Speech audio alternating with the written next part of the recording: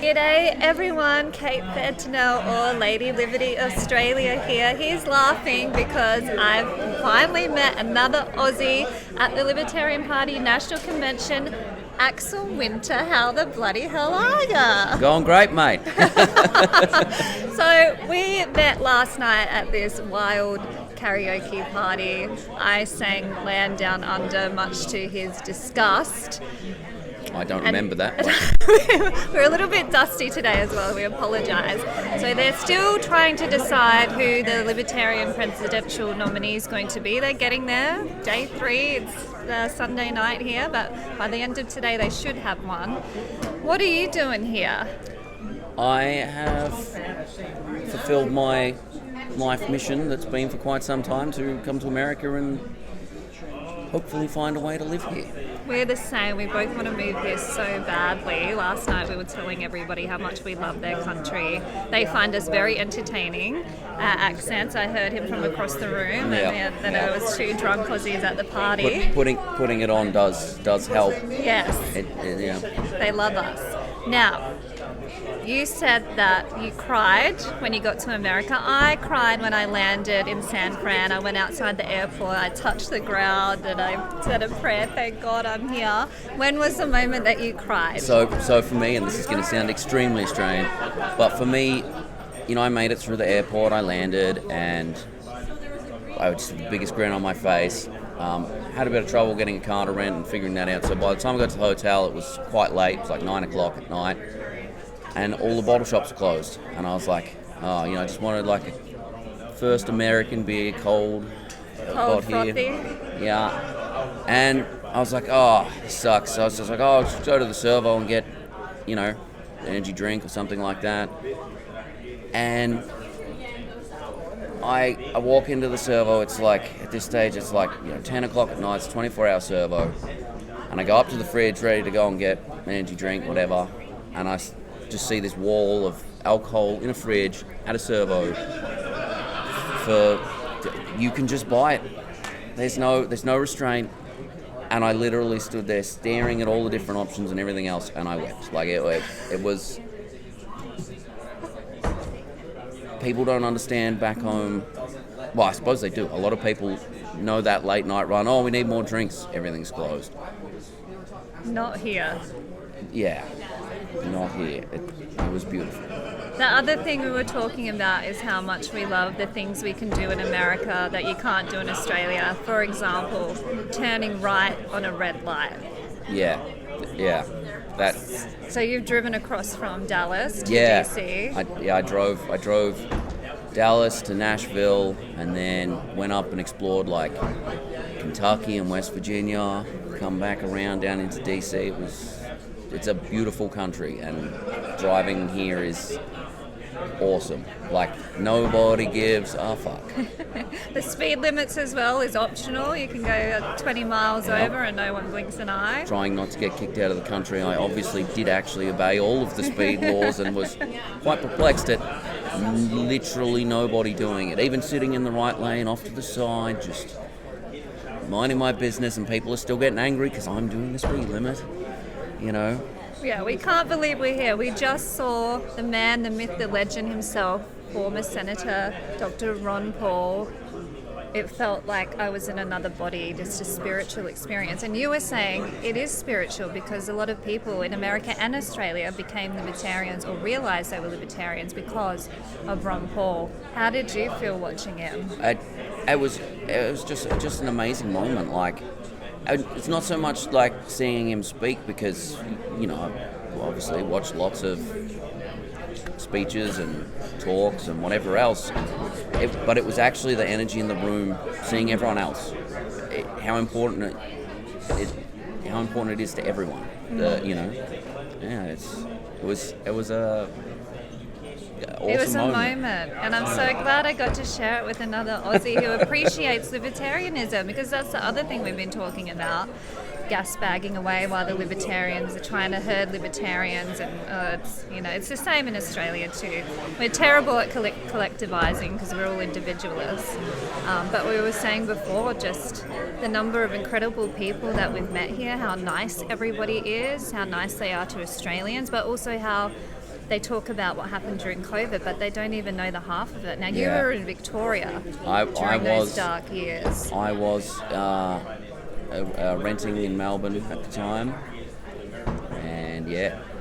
And because I've got a lot of American followers, tell them what that was like, because they had the 5 kilometre radius rule. You couldn't go outside an area. They had the curfew. That was hilarious. At a certain point when the sun is kind of setting, COVID will kill you, and that apparently you couldn't go outside or exercise for more than an hour. You couldn't go. Only one person could leave the house to go to the shops. Like the level of restrictions there were, it is like impossible to actually just cover. You need a couple of hours to actually sit there and go through with an American, like, no, this is how bad it was, and these are the... Yeah. They always ask about the quarantine camps, and I say, yes, we did have them. Yeah. They always ask about the border closures in Western Australia where I was. I was closed off for 2.5 years. Worse than that, I called it the East Berlin Wall. We had this ring of all the Ring of roads... steel. Ring of steel. Oh, yeah. This wall of, like, armed military people cordoning off exits to the city, and they were wearing like balaclavas. You can't see their face. They've got machine guns, which in Australia is obviously ridiculous, because what am I going to throw a shoe at someone? Like, yeah. And then getting interrogated as to why you're leaving, so on. It was nuts. It was some dark times, some very dark times. So that's why we're here in America, because we love liberty, and the Libertarians get it. They're fighting, like Ron Paul said before, when people ask him, what should I do to help? He says, do whatever you want. Just try and do something. Even culturally here, just your regular Republican or even Democrats or whatever else, they all...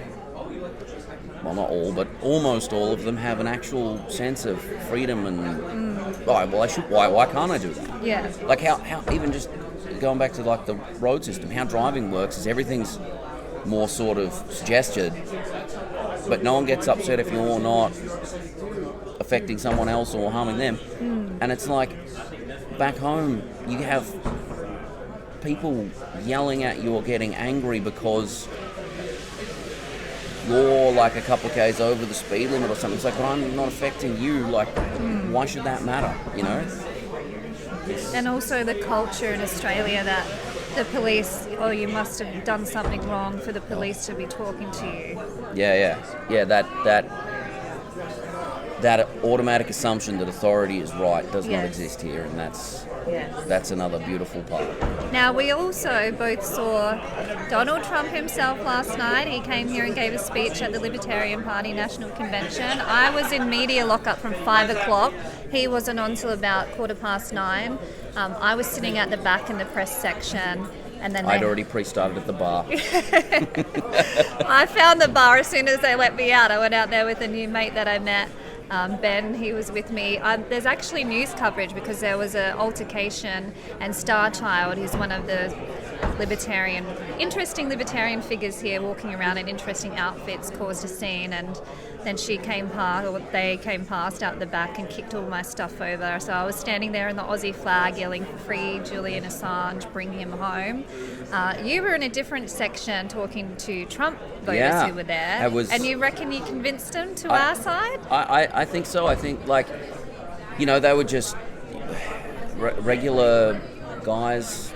They were both like 21, just about to finish college or whatever, and they wanted to, they're like, oh yeah, Trump's great, I want to see it, and they're probably going to vote Trump. But after explaining to them, wait, why isn't everybody cheering when he says these things? And I was like, where? And they're like, aren't libertarians conservative? And it's like, well, I mean, conservative of government, but basically nothing else we agree on. But watching everyone boo and they were joining in. They're they knew who Assange was, and they knew who Snowden was, but they had no idea who Ross Ulbricht was. Yeah, because so I explained that to them. And just explain quickly for the Aussies who might not know. Well, the the way I explained it to him is basically he just set up an Amazon shop that may have sold some illegal things, allegedly.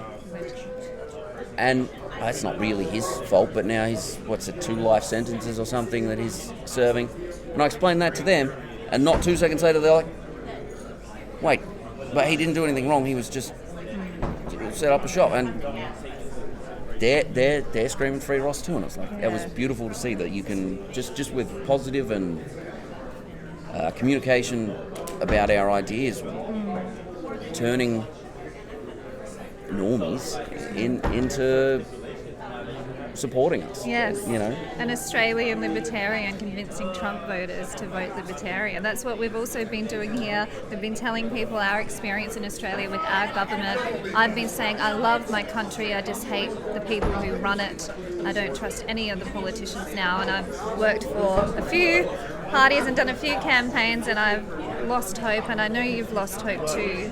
What can we do? I know we're political refugees, we're Australian refugees trying to move to America. So for me, part of the reason I want to come to America and I want to, immigrate here eventually, would be that I don't want to let the flame of liberty die out.